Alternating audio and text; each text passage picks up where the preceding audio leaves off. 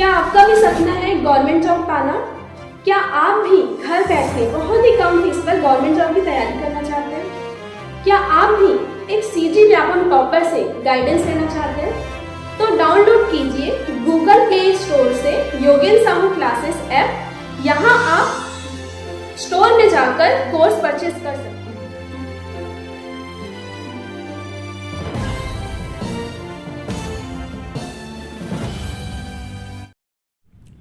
Hello friends, welcome to Yogen Sahu online classes. Previous videos में हम कलचुरी के 2 टॉपिक कवर कर चुके हैं। आज हम कलचुरी कालीन प्रशासनिक व्यवस्था देखेंगे। अगर आपने पिछला वीडियो नहीं देखा है तो आप जाके देख सकते हैं। ठीक है, आज ये नेक्स्ट स्टार्ट करते हैं। फर्स्ट क्वेश्चन है, निम्नलिखित में से कौन सा कथन सही है? तो छत्तीसगढ़ में कलचुरी प्रशासन राजतंत्रात्मक था, तो ये सही है। ठीक है, राजतंत्र चला आता था, पहले लोकतंत्र कहाँ था, राजतंत्र था ना। ठीक, तो वो सही होगा। सेकंड है, प्रशासन में राजा को अमात्यों की सहायता प्राप्त थी। अमात्य मतलब होते हैं मंत्री। ठीक है, उस समय मंत्रीगण नियुक्त किए जाते थे। ठीक, बहुत सारे मंत्री होते थे। थर्ड है, गांव के प्रशासन का प्रमुख प्रधान होता था। तो गांव के प्रशासन के प्रमुख को प्रधान नहीं, उस समय गौटिया कहा जाता था। ठीक है, गौटिया। कलचुरी प्रशासन में जो ग्राम था वो ग्राम, बारहो, फिर गढ़ और एक जिला राज्य में ऐसा बटा होता था। ठीक है, वो हम आगे देखेंगे। तो उसके ग्राम के प्रशासन को प्रमुख को कहा जाता था गौटिया। ठीक है, गौटिया। ठीक, तो इसमें आंसर 1 और 2 सही होगा। नेक्स्ट देखते हैं,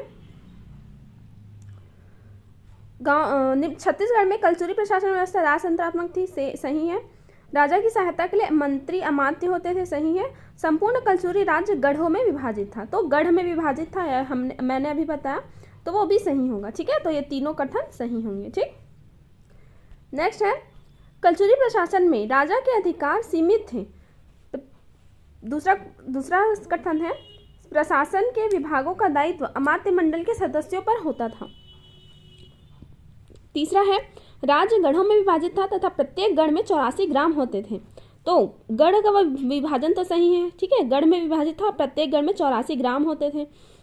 ठीक, और प्रशासन के विभागों का दायित्व अमात्य मंडल के सदस्यों पे होता था। राजा की सहायता के लिए होते थे अमात्य मंडल, है ना, मंत्रिमंडल, उनकी सहायता से वो कार्य करते थे। सभी अधिकार राजा में सीमित नहीं थे, मतलब उनमें सीमित नहीं थे, वो सभी ना अपने मंत्रियों के माध्यम से कार्य करते थे। तो गांव के जो गौटिया को अलग कार्य देते थे, फिर एक बारहो होता था। ठीक है, 12 गांव का प्रमुख होता था, उनको अलग कार्य सौंपते थे, है ना। फिर कोतवाल होते थे, वो ग्रामीण को सहायता के लिए। तो ये अलग अलग पद थे जहाँ पे उनको कार्यों का विभाजन किया गया था। ठीक, तो वो पहला वाला सही नहीं होगा, 2 और 3 सही है। नेक्स्ट है, निम्न में से किस राजवंश ने इस राज्य में सबसे लंबी अवधि तक शासन किया? तो कलचुरी राजवंश ने। कब तक किया था? हमने देखा था प्रीवियस वीडियो में, 1000 ईस्वी से 1741 ईस्वी तक, जब भास्कर पंत ने, भोसला शासक भास्कर पंत ने आक्रमण किया था, तब तक यहाँ कलचुरियों का शासन था। ठीक है, अब देखिए, कलचुरी राज्य का प्रमुख लगान अधिकारी पद के नाम क्या था? तो लगान जो अधिकारी था, मतलब जो लगान वसूल करता था, मतलब कर, टैक्स समझ लीजिए, टैक्स वसूल करता था, उसे क्या कहा जाता था? महाप्रमात्री। ठीक, महाप्रमात्री कहा जाता था। कहीं कहीं पे प्रमात्र मिलता है, कहीं कहीं पे प्रमात्री मिलता है। ठीक है, तो महाप्रमात्र कहा जाता था किसे? प्रमुख लगान अधिकारी को। ठीक, अब हम एक बार अधिकारी जो है, मंत्री, इन सब को देख लेते हैं। महामंत्री किसे कहा जाता था? सर्व प्रमुख अधिकारी जो राजा का प्रशासनिक सलाहकार होता था। दूसरा, महाध्यक्ष, ये सचिवालय प्रमुख होता था। ठीक है, महाध्यक्ष कौन था? सचिवालय का प्रमुख। महाप्रतिहार, यह संचार विभाग का प्रमुख होता था। ठीक है, जो संचार, जो समझ गए ना, कम्युनिकेशन वाला, उस समय जो होता था उसका प्रमुख था। नेक्स्ट है महाप्रमात्री, हमने देखा है जमाबंदी विभाग का प्रमुख होता था, जो भूमि लगान निश्चित करता था। ठीक है, नेक्स्ट है सोल्किक। सोल्किक मतलब कर संग्रहण अधिकारी होता था। ठीक है, ये लगान निश्चित करता था। महाप्रमात्र और सोल्किक कर संग्रहण करता था। नेक्स्ट है पूर्व प्रधान, जो नगर का प्रमुख अधिकारी होता था। पूर्व मतलब होता है किला। ठीक है, और वो नगर क्या है, किलों से घिरा होता था, इसलिए उसके जो प्रधान को, उसको पूर्व प्रधान कहा जाता था। ठीक है, तो पुर मतलब किला होता था, और पुर का प्रमुख क्या होता था, नगर का प्रमुख अधिकारी। ठीक। शुल्किक मतलब कर संग्रहण, शुल्क लगाते हैं, ऐसे याद रख सकते हैं। शुल्क, शुल्क कैसे लगाते हैं, कर के रूप में। ठीक है। नेक्स्ट है ग्रामकूट, ग्राम का प्रमुख अधिकारी था। ठीक है, ग्रामकूट ये ग्राम का प्रमुख अधिकारी होता था। महासंधि विग्रह ये विदेश विभाग का प्रमुख होता था। अब ऐसे याद रखिएगा कि संधि करने के लिए हम विदेशों से संधि करते हैं। ठीक है, अपने देश से तो संधि नहीं करते, तो ऐसे याद रख सकते हैं। ठीक। फिर नेक्स्ट है महाकोटपाल, ये दुर्ग या किले की रक्षा करने वाला। ये जो पूर्व प्रधान है ये जो नगर है समझ लीजिए। ठीक है, ये पूरे नगर का जो प्रधान अधिकारी वो कौन है, पूर्व प्रधान। ठीक है, बट ये नगर के सामने ऐसे जो खड़े रहते हैं ना सैनिक डंडे लेके, है ना, उन्हें क्या कहा गया है, महाकोटपाल। ठीक है, जो डंडा लेके खड़े रहते हैं उन्हें महाकोटपाल कहा गया। ठीक है, दुर्ग या किले की रक्षा करने वाला। नेक्स्ट है महापुरोहित, पुरोहित मतलब समझ आता है कि धार्मिक विभाग करने वाला, वहाँ का पंडित, पंडित को पुरोहित कहा जाता है। ठीक है।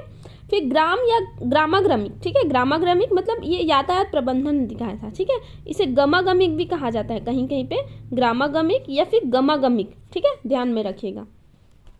तो ये सारे दिए हुए हैं मंत्री और उनके जो है पद हैं, क्या क्या कार्य होता था। ठीक, तो ये मैंने तो एक बार रीड किया है, अगर आप इसके बारे में डिटेल से पढ़ना चाहते हैं तो आप योगेन साहू क्लासेस ऐप डाउनलोड कर सकते हैं। योगेन साहू ऐप प्ले स्टोर में, गूगल प्ले स्टोर में जाके आप डाउनलोड कर सकते हैं।